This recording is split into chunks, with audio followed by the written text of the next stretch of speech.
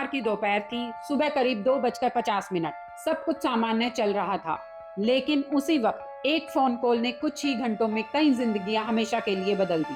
Phone के दूसरी तरफ थी 22 साल की मोनिका। उसकी आवाज कांप रही थी, वो लगातार रो रही थी और फिर उसने अपनी माँ से कहा, माँ, ये लोग मुझे मार देंगे, ये प्रॉपर्टी अपने नाम कराना चाहते हैं, मुझे बचा लो। ये मोनिका के आखिरी शब्दों में से एक थी। एक माँ के लिए इससे ज्यादा डरावना पल शायद कोई नहीं हो सकता। रेनू नागर घबराकर घर से निकली, परिवार के बाकी लोगों को साथ लिया और तेजी से घोड़ी गांव की तरफ बढ़ने लगी। लेकिन उन्हें बिल्कुल अंदाजा नहीं था कि जिस बेटी की आवाज कुछ मिनट पहले फोन पर सुनाई दे रही थी, वो शायद अब इस दुनिया में नहीं थी। मोनिका सिर्फ 22 साल की थी, जिसकी शादी को अभी 3 महीने भी पूरे नहीं हुए थे। 3 महीने पहले उसने अनुज चौहान नाम के युवक से कोर्ट मैरिज की थी। नई शादी, नई जिंदगी और नए सपने। सब कुछ सामान्य दिखाई देता था, लेकिन बाहर से शान दिखने वाले रिश्ते के अंदर कभी कभी बहुत खतरनाक चीजें छुपी होती हैं। और इस कहानी में वो खतरनाक चीज थी करोड़ों की प्रॉपर्टी। परिवार के अनुसार मोनिका के पिता किसान थे और उनकी मौत हो चुकी थी। उनके जाने के बाद दुजाना और बरोला गांव के करोड़ों की जमीन मोनिका के नाम बताई जा रही थी। कहा जा रहा है कि उसकी कीमत करीब 5 करोड़ रुपए थी और यहीं से धीरे धीरे रिश्तों में लालच दाखिल होने लगा। परिवार का आरोप है कि शादी के कुछ समय बाद ही मोनिका पर दबाव बनाया जाने लगा। उसे कहा जाता था कि वो अपनी प्रॉपर्टी पति और ससुराल वालों के नाम कर दी। पहले दबाव, फिर झगड़े और फिर कथित मारपीट। मोनिका शायद सब कुछ सह रही थी, लेकिन गुरुवार का दिन उसकी जिंदगी का आखिरी दिन बन गया। फोन कॉल के बाद माँ तेजी से गांव पहुंची, लेकिन वहां पहुंचकर जो जानकारी मिली उसने सबको हिला दिया।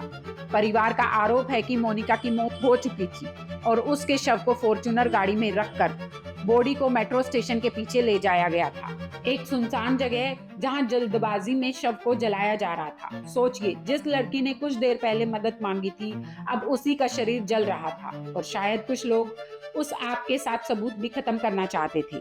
लेकिन कहानी में सबसे बड़ा मोड़ अभी बाकी था। किसी ने पुलिस को सूचना दे दी और सूचना मिलते ही पुलिस तुरंत मौके की तरफ दौड़ी।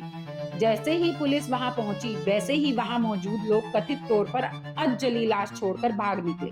अब वहां सिर्फ धुआं था, जलती लकड़ियां थी और आग के बीच पड़ा एक अधजला शव। पुलिस ने तुरंत आग बुझाई और शव को बाहर निकाला, लेकिन तब तक शरीर काफी हद तक जल चुका था। इतना कि मौत का असली कारण तुरंत पता लगाना मुश्किल हो गया। अब सबसे बड़ा सवाल यह था कि क्या मोनिका की हत्या पहले ही हो चुकी थी और बाद में शव जलाया गया, या फिर उसे जिंदा जलाया गया? यही सवाल अब पूरे केस का सबसे बड़ा रहस्य बन चुका था।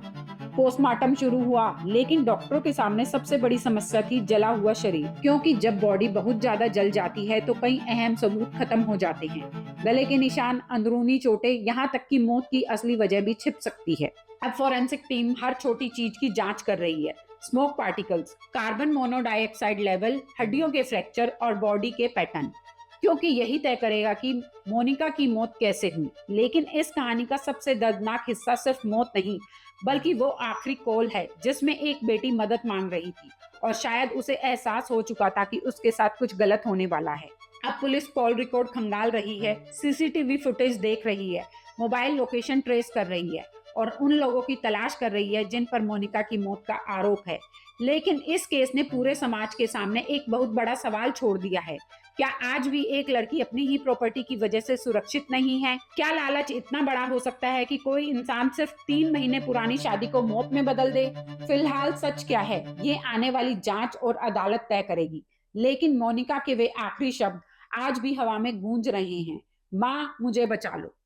चैनल को लाइक और सब्सक्राइब करना ना भूलें।